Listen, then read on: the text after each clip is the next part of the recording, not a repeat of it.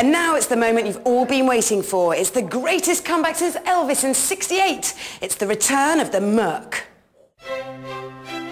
Talk to those in the know and they'll tell you nothing is built as well as an old Merc. Some weeks ago, we tested this theory with a 16-year-old E-Class we found for 695 quid. We dished out a lot of abuse. Some of it scientific, most of it not, and literally sent the car through hell and high water. Somehow, she was still going. The Merc, she lives! Good girl! And even after being monster-trucked, she kept on running. Paul, our expert mechanic, confirmed that this was no fluke. Paul, how many call-outs have you been to in the last year? About 2,000. And out of those, how many were old Mercs, say pre-1993? One. And what was the matter with that? It was an immobiliser fault. So nothing mechanical? Nothing mechanical whatsoever.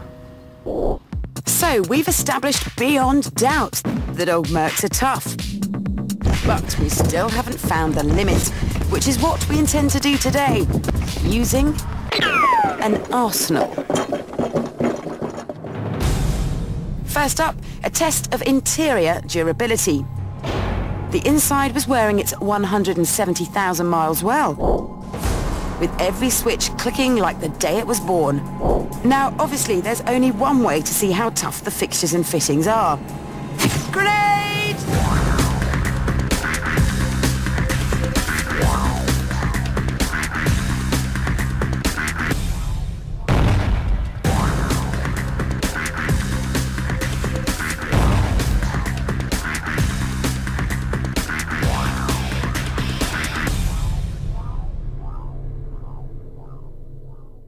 Most of the interior had been vaporised, but throughout the car there were little signs of life. See, the electrics still work, Paul. Oh, that light's on as well in the back, look. Is there? And what about the heater switches? Gone. Gone where? Good question, and I'm not quite sure. I don't know, old boy. We decided to up the ante. I'm sure you, like us, have often wondered if Merc bodywork could withstand an attack from the cannon off a Spanish galleon. Well, leave it to an expert.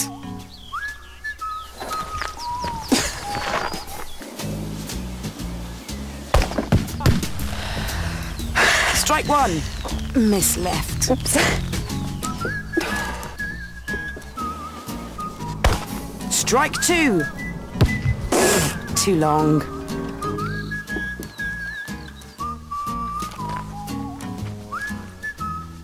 Strike three. Direct hit.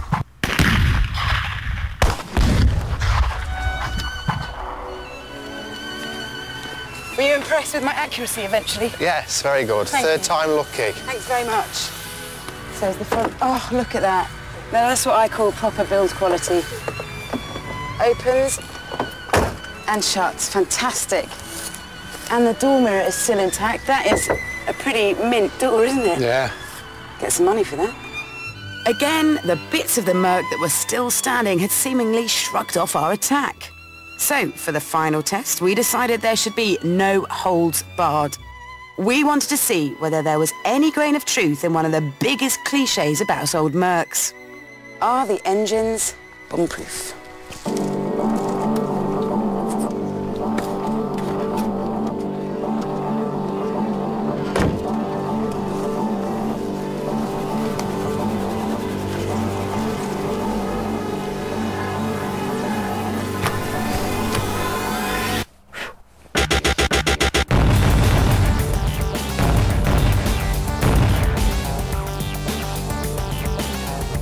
As our E-Class burned, we felt sure this time we'd killed her off.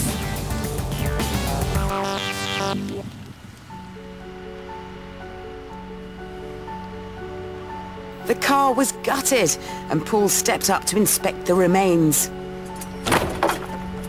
That shuts. Of course, the point of this test was to see how much stick the engine could take. Looks a little bit melted. It couldn't possibly start, could it? He's still in, yeah. We held our breath, but nothing. Nothing at all. It was a car barely alive. But Paul felt he could rebuild it. He had the technology. He could make it better than it was before. Better, stronger, faster. Well, actually, all he could do was get that rear wiper working, making it look like something from the end of Terminator. And then, film fans, just like Lord of the Rings, there was yet another ending. On closer inspection, it turned out the engine was okay.